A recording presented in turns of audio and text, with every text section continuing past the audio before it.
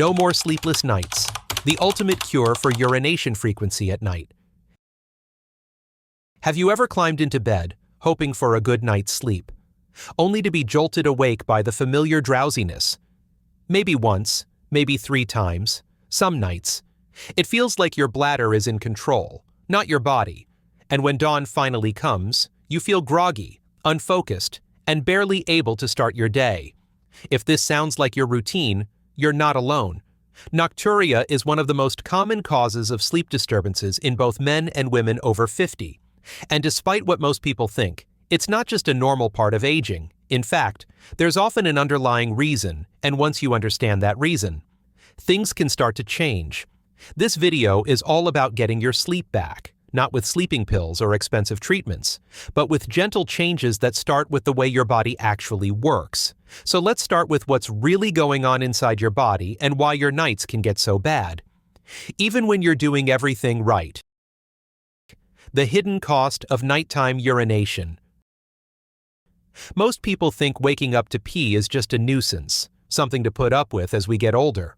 But the truth is, nighttime urination quietly affects more than just your sleep. Every time your body wakes up in the middle of the night, even for a few minutes, it disrupts something called your deep sleep cycle. This is the part of sleep where your brain and body repair themselves, your memory is strengthened, your blood pressure lowers, and your hormones rebalance. When those cycles get broken again and again, your body doesn't fully recover. You might notice this as brain fog the next day, or feeling more tired even after what seemed like a full night in bed. Some people start craving sugar or carbs more strongly, not realizing it's because disrupted sleep affects how your body uses insulin and controls blood sugar over time. This can even increase your risk for weight gain, diabetes, and mood changes like irritability or depression. Biologically, your body is trying to do its job, flush out extra fluid, keep balance, but when it's forced to do that during the night, your nervous system stays more alert than it should. That alertness raises your cortisol, the stress hormone, making it harder to fall back asleep. Your heart rate may stay elevated, your mind may wander, and all of that adds up to feeling unrested, no matter how many hours you spent in bed. That's why Nocturia isn't just about the inconvenience of going to the bathroom. It's about the deeper cost to your energy, your emotional balance, and even your long-term health. The good news is, there's a way to break the cycle, and it starts not with forcing your bladder to behave, but with understanding the real root cause behind the nighttime wake-ups.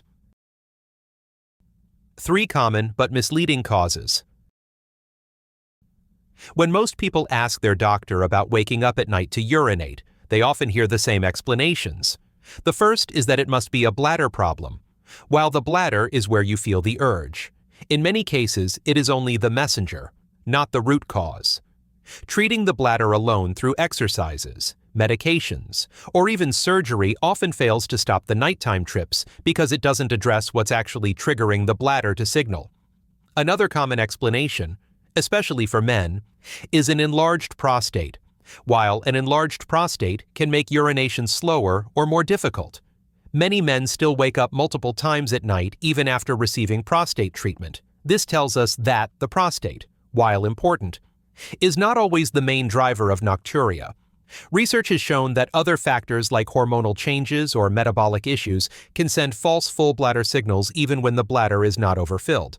The third explanation is drinking too much water late in the evening. It is true that drinking large amounts of fluid before bed can contribute to waking up, but simply cutting back on water doesn't always fix the problem. In fact, some people try to drink less overall and end up dehydrated, which can irritate the bladder and make symptoms worse.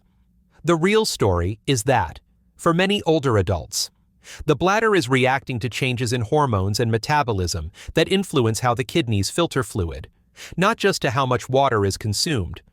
Understanding these common but misleading causes helps shift the focus from short-term fixes to lasting solutions. By looking beyond the bladder, prostate, and water glass, we can uncover the deeper reason for those nighttime wake-ups, and that's where real, sustainable change begins. The missing link, insulin. One of the most overlooked factors in nighttime urination is insulin.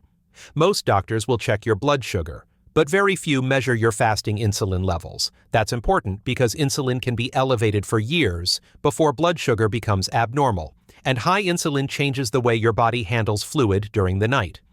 Studies have shown that insulin can interfere with certain adrenal hormones whose job is to help your body hold onto water while you sleep.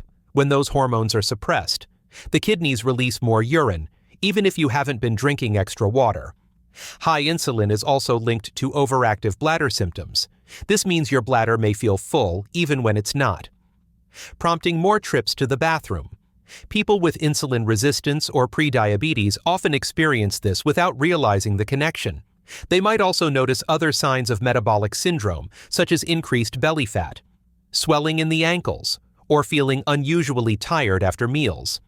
These clues can point to insulin as the missing link that ties sleep disruption and bladder signals together.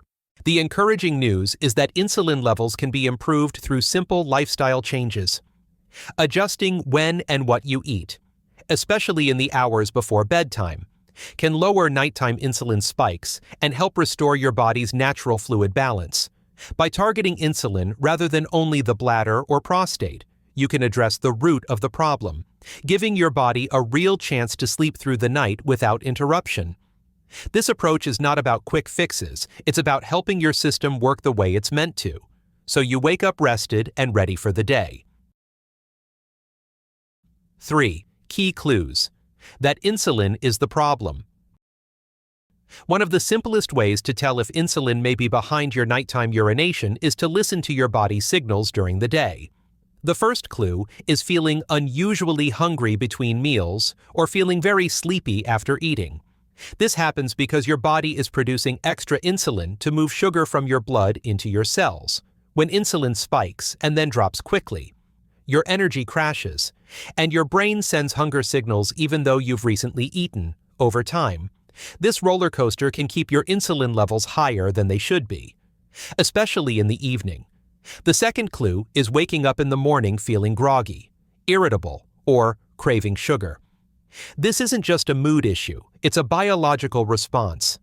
High insulin during the night can interfere with deep sleep and affect cortisol, the hormone that helps you feel alert and balanced.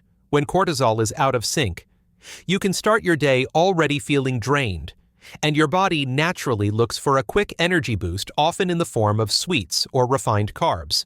The third clue is noticing other signs of metabolic changes, such as high blood pressure, extra weight around the belly, or a prediabetes diagnosis from your doctor.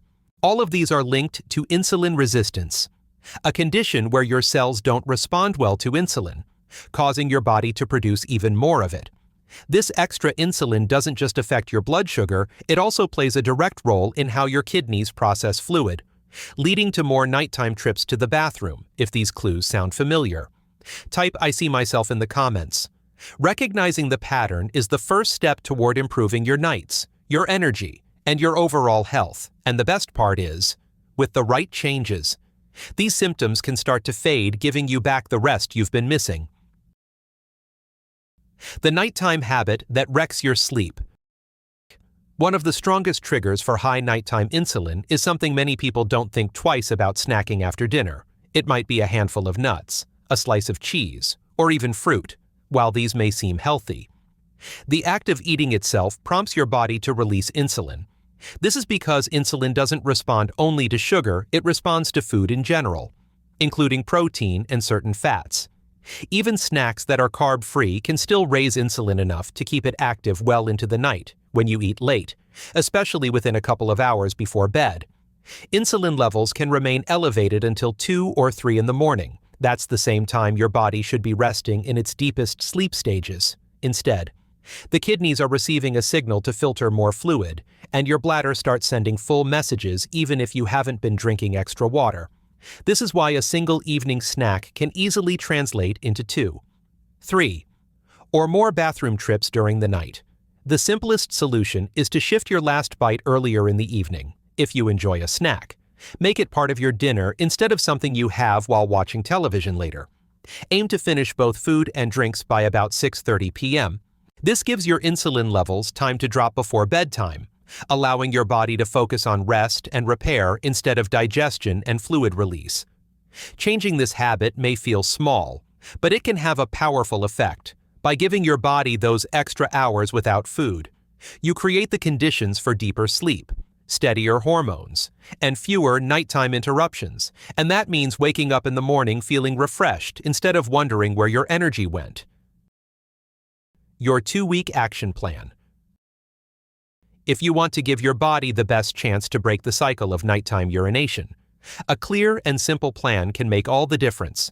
The first step is to stop all eating and drinking after 6:30 p.m.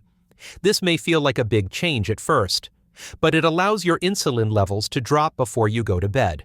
Try it for at least 3 days in a row before judging the results. Consistency is key here. One late snack can set you back for the night.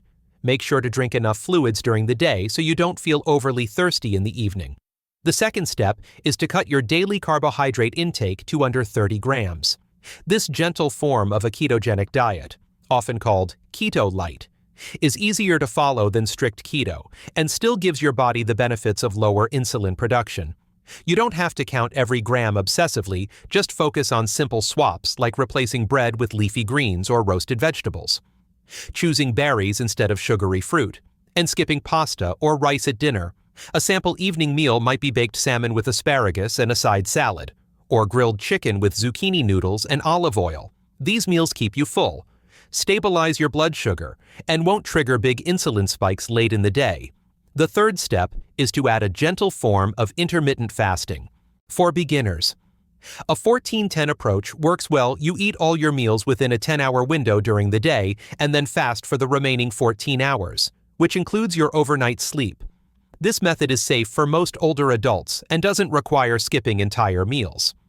By giving your body a longer break from food, you encourage lower insulin levels for more hours, which helps your kidneys and bladder rest at night. Here's what you can expect in the first week.